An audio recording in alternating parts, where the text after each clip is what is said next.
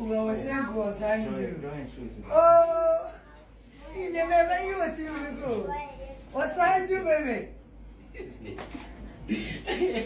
Hey. I said, not a real, the love is real. Next open your door. Open your door. I know. When you saw Penny, who's my way, we never get to know. Since they are practice. I heard remember say, "Oh, move you." I think so. Machine. Oh, worry, Monday. And it's a choice. No, or take to moving. My movie. Wow. Oh, Mr. Chumas is sorry.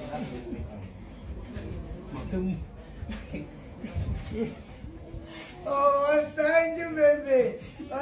Anybody know Bemino? Osanju, Nana, and Asia. But for any TikTok content creators anti-asemode. Edenyani and the band from him say, Yenya Bema Osanju are entertaining a lot of Ghanaians worldwide on TikTok. Wadani bunkum so. Na same way, an open start and wowing. I say no cre, I say no cre. But me no kasa bibia dia dance say yenua bema no sebi onyankopon atonsa afre no. Na minhwehwe mu kakra me ye efa sebi yenua Osanju abrabo eho no. Miko hu no ewo one kokumanu interview bi mu. Na me pese obenyanto wase because me the video no to so sesia.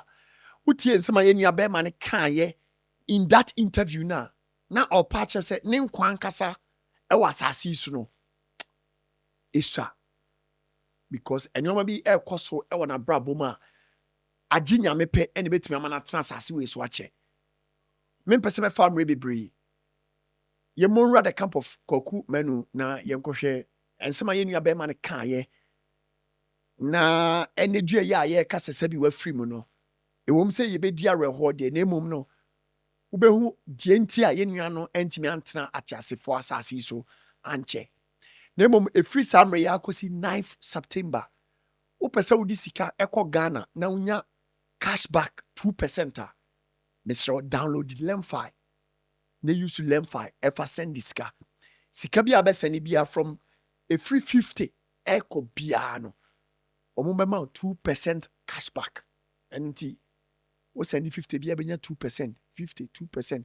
Enti o America, o Europe, o UK, o Canada, baby I will be no use Lemfi send sika.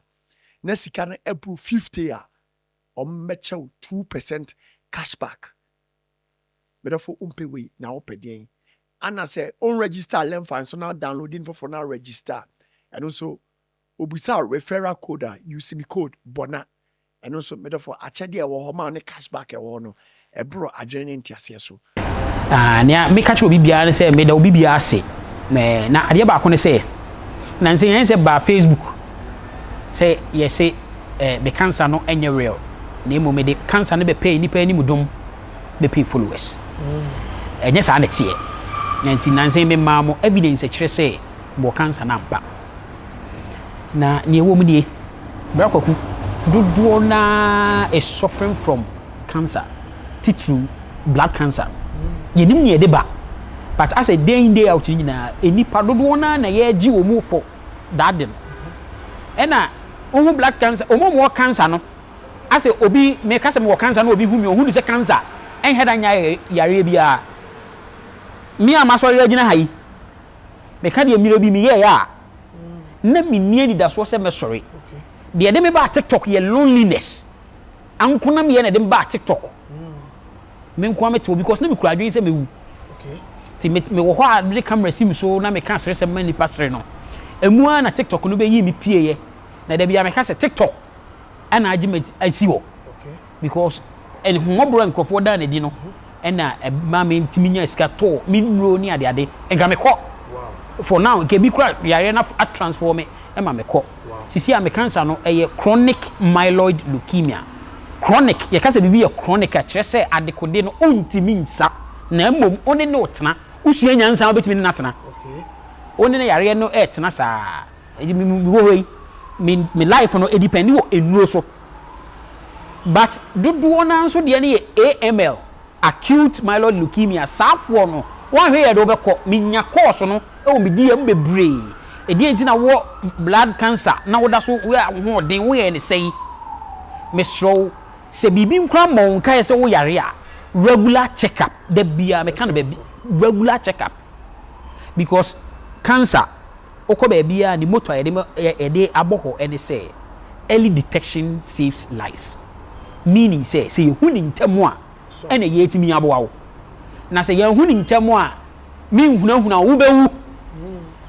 wobɛwu menim brɛ ebi ɔbɛhwɛ brɛ bi afrɛ me mentimi nka nkyerɛ ne sɛ ɔbɛkɔ ba mimi hu ne sɛ ɔbɛkɔ ba na mehyɛ no nkran saa adeɛ baako nso ɛsa cancer ɛyɛ wadwene ɛwɔ mu nnuro ne hospital no de ɔbɛkɔ but woyɛ deɛ nnuro no ɛka no na adeɛ mo wani gye normal living te sɛ deɛ yare ni hɔ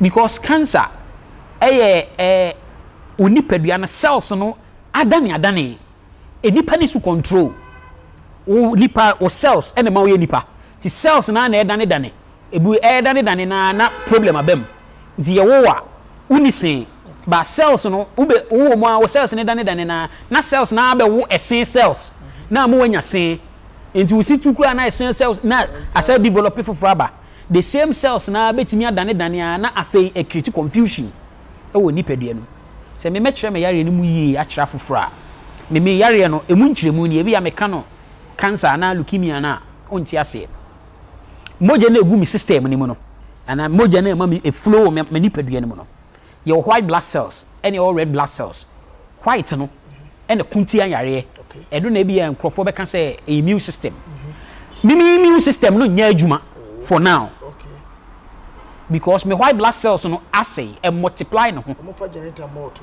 it work immune system no nya adwuma so ho de make sure no the immune system no nya adwuma yare fa me system no mu easily